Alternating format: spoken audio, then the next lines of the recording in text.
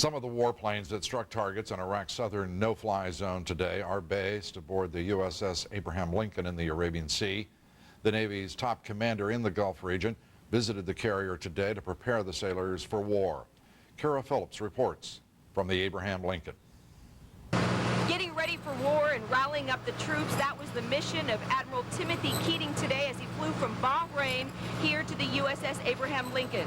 It's not a matter of if there will be a war, but when the war will start. Admiral Keating says every diplomatic measure has been exhausted and that his job today was to report to his boss, General Tommy Franks, that the carriers are ready for conflict and so are the sailors.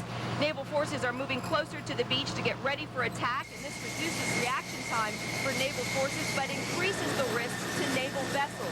Amphibious vessels are beginning to move closer to Iraq and into more shallow waters. We are also told that if Iraqi President Saddam Hussein begins hostilities against Kuwait or any other country, U.S. forces are prepared to shift focus to deal with the new threat. Strike fighter pilots continue Operation Southern Watch until the order is given to cross the 32nd parallel. Surveillance missions reveal that Saddam Hussein continues to reposition his surface-to-air missiles. He has figured out that if he leaves something in one place for a long enough time, then it will be targeted quickly. Admiral Keating told the men and women today that you need to call home and tell your families that what you are about to be a part of is going to make history.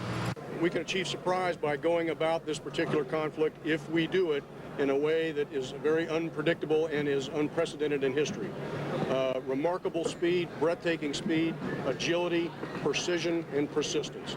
If we go, the plans that we have are unlike anything anyone has ever seen before. The clock is ticking. We're in the final minutes now. Troops and sailors are in position, ready for whatever the president says they have to do. Aboard the USS Abraham Lincoln, I'm Kara Phillips, CNN. Strategy in the event of war is to shock the Iraqi military into surrender with devastating firepower. One factor that could determine the timing of the assault is weather. Joining me now is CNN military analyst General David Grange. General, good to have you here. Thank you, Lou. The weather now, obviously a sandstorm sweeping across southern Iraq. Is that likely to prevent the U.S. and British forces from moving this evening? Not necessarily. It's advantages and disadvantages. Of course, a sandstorm would affect air operations, low-flying air operations like helicopters, more than anything else, and somewhat the movement of ground forces to acquire targets at long distances. But then again, a sandstorm like this or any kind of adverse weather is a friend to tough units that want to surprise or outflank or take audacious moves on enemy forces. So it can be your friend. And in your judgment, General, would you go tonight? I would go tonight if the forces, the commanders told me they were ready to go. And not just from being fired up, motivated, but truly ready to go. And they would tell you that because they're responsible for those lives. And there's a lot of factors involved. Are the troops ready? Is the logistics all in place? Is the political situation appropriate? Other factors like weather, like you just mentioned. But if the key one is, are they ready? And if they're ready and the timing's right for the troops, then go for it. The Third Army, the 101st, the Marines, all lined up along that southern border of Iraq with Kuwait. Does it concern you that so much force is massed along one border?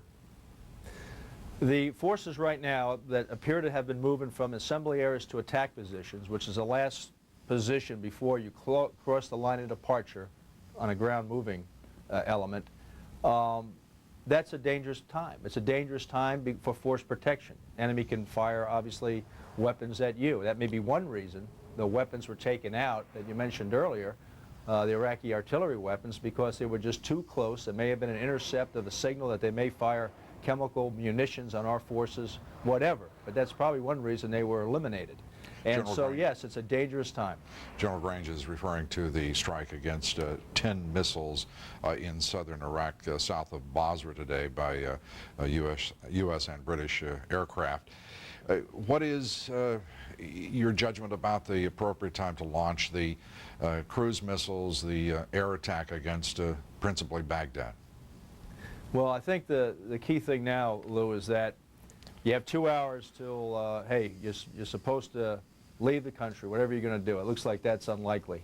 So the order could have already been given for D-Day, for G hour, ground hour, A hour air attack time to go ahead and start the strikes. Or it could be a week from now.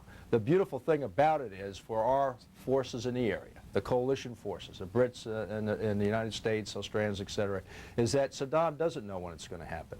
And so there's a lot of stress right now put on Saddam and his forces, especially the forces under him that probably have very little communications. They're used to getting different disinformation from their leader, and so there's a lot of stress there, and that may be beneficial. So the time is of choosing from the coalition forces with many different factors considered. General David Grange, as always, thank you. My pleasure. Still ahead, U.S. and British troops take up battle positions for an invasion of Iraq. The political coalition supporting a U.S.-led attack is growing every day. Former Defense Secretary, Moneyline regular contributor William Cohen will join me to discuss the value and importance of international support in the conflict that apparently lies ahead. Border security has been increased as America prepares for war. We'll be going live to Bill Tucker at the Canadian border, live to Casey Wyan at the Mexican border, and on Wall Street today, the S&P 500 and the Dow rose for a sixth straight time. The Dow up 71 points. Christine Romans will have the market and the cost of doing business when key staff have been called up for active duty in the military. Jan Hopkins has our special report. That's next. Stay with us.